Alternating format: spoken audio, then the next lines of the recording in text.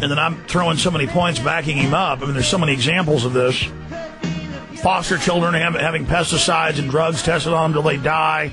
Thousands of children being radiated to death in the U.S. and Israel. I mean, this is so massive. This is going on everywhere. And there are so many examples of the eugenics being carried out against free humanity that it boggles the mind.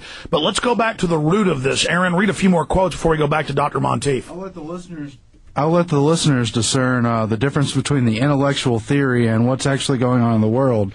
But here is Bertrand Russell, The Impact of Science on Society, 1953, complete examination of the eugenical scientific dictatorship.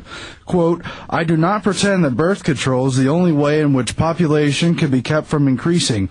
War has hitherto been disappointing in this respect, but perhaps bacteriological war may prove more effective.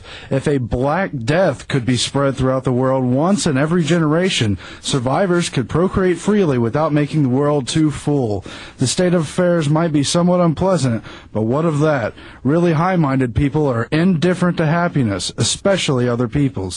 There are three ways of securing a society that shall be stable as regards the population. The first is birth control, second, infanticide or really destructive wars, and the third, that of general misery, except for a powerful minority. Now, Aaron, earlier before Dr. Monteith joined us, you read all the official Defense Department and PNAC documents where they said we want to use race-specific bioweapons to target certain races, and we need to legitimize this in the media. Dr. Monteith, finish up with, you were talking about AIDS being a U.S. government program. Go through some of that evidence. Go through some of the evidence we were talking about with the tetanus shots with the female hormone added to sterilize them. And then let's get into these race-specific bioweapons, Dr. Monteith, who is a medical doctor.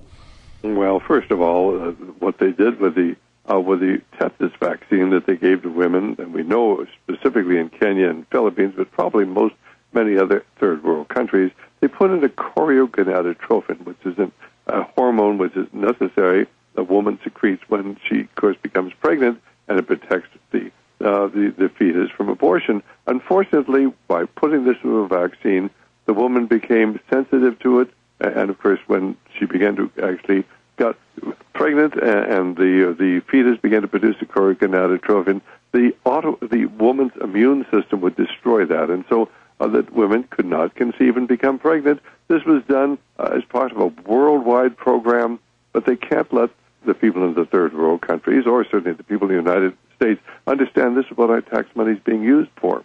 As far as the manufacture of the AIDS epidemic is concerned, there's a wonderful book called Full Disclosure, and you can get it on the internet. It's out of print. But, of course, there the author has actually talked to a man who was there when they were actually creating the AIDS virus, the HIV virus. Certainly, my good friend Dr. Garth Nicholson, who's one of the world's leading scientists, has written a book which we do carry called Project Daylily, and he talks there about how they actually engineered the disease, and of course it's really not simply HIV. HIV only predisposes people to this.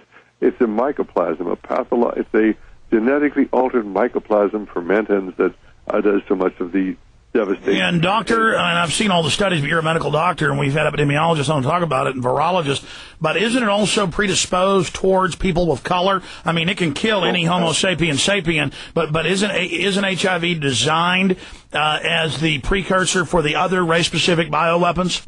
Absolutely. I mean, HIV, if you look at the statistics here in the United States, almost, not quite, but almost half of the people with HIV and AIDS who've died have been black. And, of course, the statistics show it has a predisposition for the black and Hispanic, and much but less paid-off white. black leaders won't talk about it. Hispanic leaders won't. They'll just have fake race politics, or did somebody call them the N-word, which you go back to Margaret Sanger in the Colgate letters to the Foundation and the Rockefeller Foundation papers. These are public. We actually sent off for them at the different universities saying we can't let the blacks know we want to exterminate them. We've got to hire liberal front blacks. In fact, Aaron has the quotes, but you were trying to explain the numbers that even though you have much larger amounts of whites just as sexually promiscuous, even with the same control groups, it's harder for a white to get AIDS. Please continue. Well, basically, they know how to create diseases for specific races, and there's one specific gene We don't have it. We white people don't have it, or maybe we only have one of the two pairs. We don't have the proper couplers for the virus to plug into. And this is the coupler that is used to attach the HIV virus to the cells that are going to be attacked. So the blacks usually will have both of those genes. Most whites will have either one or none of them. And if you don't have any of the genes, you're not going to get HIV, no matter how promiscuous you are. If you have one of them, you may get it. And this is why certainly almost half of the people here in the United States who have either have HIV or have died are black. This is race-specific disease. If any of your listeners would like to know more about it, I wrote an article published by the American Journal of Physicians and Surgeons. It was called AIDS, the Unknown Story, and I'd be glad to provide those free of charge. Could I put on my 800 number? Absolutely. Put that out, and also give people your website. 800-544-8927, 800-544-8927. We'll send you free of charge a copy of the article we wrote that goes into the background of the race specificity of HIV disease. They knew what they were doing. Our website, radioliberty.com. But you can read the things certainly on the PNAC website of the Project for the New American Century, something they wrote entitled Rebuilding America's Defenses, where they talk about how they're going to have the ability to have these race-specific diseases, and then they can use it for social purposes. And they've targeted the black, they've targeted the Hispanic, and I share your concern. Alex, why aren't the black leaders talking about that? Because most of them are bought and paid for. Now, let's go back, and then I want to read some Margaret Sanger quotes here. Let's go back. What was it like for you as a very successful medical doctor, surgeon? What was it like for you as you began your awakening? I mean, how did you awaken to this and become one of the most prominent and respected people exposing race-specific biowarfare that we're now more than 3 decades into? Well, basically, of course, it isn't very good for your practice, but we are always able to survive. There were always doctors out there who would refer to me. I was a specialist in orthopedic surgery, and there were doctors who maybe wouldn't take a stand themselves, but they'd back me. So I was able to survive. But Sidney, there is so much to this story. We've written a book called AIDS, the Unnecessary Epidemic, totally blacked out by the media every time we, of course, get it listed, in the national list of books in print. Why somebody came along and take it out. But we were able to get, I think, almost 30,000 copies of that book out across America. People have to understand the last thing that the wicked people want is for the American people to wake up and understand the genocidal programs underway that have targeted them and their children, but specifically the blacks and Hispanics. Continue, though. Why does the New World Order, Dr. Monteith, why does the New World Order want to kill so many people? We know it has a religious base. It also has this eugenics scientific rationale. Why do they want this?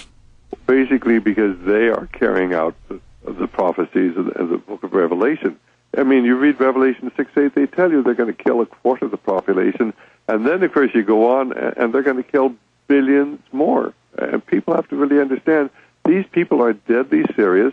They are trying to bring to pass the horror that is described in the Revelation, because they think that is going to bring their leader to power. And we have a bunch of TV viewers right now, because we just went live 10 minutes ago for PrisonPlanet.tv viewers, and later this will be all over the web. Earlier we read what the special forces are taught, what vice presidential candidates and people have pushed, the 1st Earth Battalion and the rest of it, about how their job is to exterminate the majority of the population, how this is their goal. So for folks out there watching, get into some of that, Dr. Monteith, and we're going to read a few quotes for people out there watching. Well, unfortunately, a lot of people, patriotic people, get into special forces and do not realize once they get in, they're going to be indoctrinated, into the occult, and there are strong occult forces within the American special forces, just as there were within the SS over in Hitler's Germany. The SS was the cult organization, and even though many people join the military and get into these specialized organizations, they are certainly indoctrinated in these occult concepts. I just hope that they're not accepting them. I hope that we have enough people in the military who love America and realize their loyalty is to our country and our Constitution, not to the wicked people who seized control of our government and are using people like Barbara Marx Hubbard and other occult individuals. In fact, they even have divisions within our military that are into remote viewing. They're into, trying to get out this. Well, I've actually had Major General Stubblebine, who now is anti-New World Order. He said he never saw the master plan. He was also the head of Army intelligence before that. And he said, yeah, they were into the occult. They were commanded to go in and do this. They're now making a major movie with George Clooney about it. But that the higher ups told them go, and then now he says it's a eugenics plan, a worldwide extermination plan. That even as the commander of Army Special Forces, who was in there training them in the occult, he was just following orders and didn't see the big plan. I'm sure this is absolutely true, and I will tell you, if you analyze, the ability to actually remote view, to actually have these supernatural experiences.